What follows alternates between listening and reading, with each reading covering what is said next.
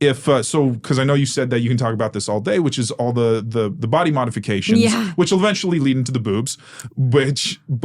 So when did you start doing that?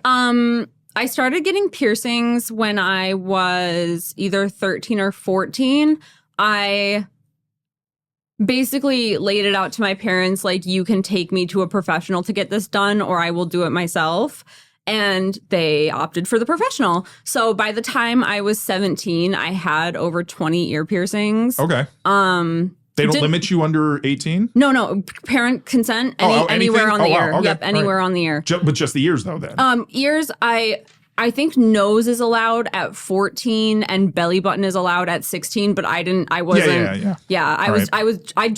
There was a Japanese rock star that had like hoops all down his ear, and so I just became obsessed with ear piercings. Okay. So I wanted really decked out ears. Nice. All right. And what was it about doing that just, do you just like the look of it, or you liked... I mean, I've just like always been alternative. Like the first movie I ever saw was a Batman movie. Nightmare Before Christmas was my thing. I have a picture of me as like a 4 or 5 year old in a bat costume that, like, when you lift your arms, like umbrella wires like make the wings out and stiff. Like I just have always been into alternative stuff. So like Tim Burton was a big influence. Yeah, Tim Burton was a big influence. Okay. Yeah, because his Batman films are still like very, some of the best. Yeah. Well, they're very it's interesting to look at them now for how many iterations Batman's gone through. And they're very distinct. Yeah, they're a very distinct style, back then. Because nowadays superhero films are so just everywhere. Just over the top. And then they just all blend together. It's hard to really, I think, put a stamp on them. I do that all the time. Like people are like, oh, have you seen this? I'm like, yeah, but I don't know it from the difference of any of the other 4 that have come out. Like I have no idea. And so whereas like, Batman and Batman Returns just have a very strong... They're very visually, like, they're campy, but still dark. And like, that's like my gig. Like I love like high camp, high fantasy, but still like edgy and gothy. Okay. So did you have that kind of so you had that kind of goth style when you were going through high school? Oh my gosh, yeah. I was a sweatshirt and trip pants goth in middle school and high school. And then I got into the J fashion. So I started doing like Japanese street fashion as I was exiting high school. And then the year I dropped out of high school was when I got my first full like branded Lolita outfit, and then I started just doing that like very heavily. Okay. All right. And then so when did the tattoos start? I actually never thought I would get tattoos. I just had no interest in them growing up, and then I had a long-term girlfriend who did not like tattoos, so I was like, oh yeah, I also don't like tattoos. And then we broke up and I was like, maybe I do like tattoos. So I thought I would get like a tattoo in like a few body spots, like very specific, like this body part, like one tattoo each body part.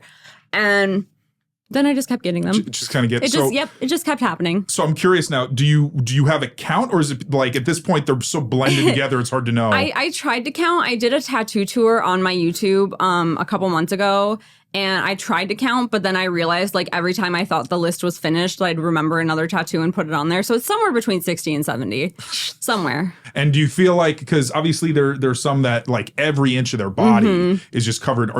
That's my goal. So you do want to get to that I want a point. bodysuit. I don't know what I'm gonna do because like I didn't plan any of my tattoos. So like as you can see my arm, like it's all disconnected. Like I don't know how I'm gonna connect it to make it a bodysuit, but that's what I want. I want like as much as full coverage as I can get. Yeah. Which and I mean, I just, the amount of time and everything like that is, well, and it looks like the one that's right on your chest, is it fading? Yeah, I'm getting laser on it so I can get a new tattoo over it. Okay. And I mean, I'm wondering if the removal process is actually more painful than the tattooing process. The place I go uses prescription strength numbing. I could not get through it without that. My last session on my chest literally felt like being poked with a bobby pin. It was so comfortable. Okay. But like I was also trying to lighten the one on my back, and I got through the first session. It took an entire hour because it is a third of my back. And I was like, okay, as long as it's like that, I can handle it. Went for my second session, could not do 10 minutes. So now I'm just going to do a really dark black blast over on my back. And like, if you can see the old tattoo through it, oh well. But like, like, because like behind your ear, you can put numbing cream up there, but you can't like stick anything over it to like get it to stay there for the 2 hours that it's supposed to sit, so it just dries out. Yeah. It hurt so bad to not have numbing, just that little bit behind my ear. I just like, I was over it. I don't know how people do it without numbing. Like it is horrible. Masochists. Oh, maybe? absolutely. like just those are people that like can just focus on their breathing and go to their happy place. And I am not that person. Well, and have you seen, because I know that like when like Yakuza Japanese style tattooing, where they're actually like poking you with that, which I've heard is kind of the craziest. I've heard that that's very painful. I've never had a stick and poke or a hand poke tattoo, but I've heard it's very painful. Yeah. But also, I saw a video that was very interesting of a tattoo artist using a machine and then also hand poked.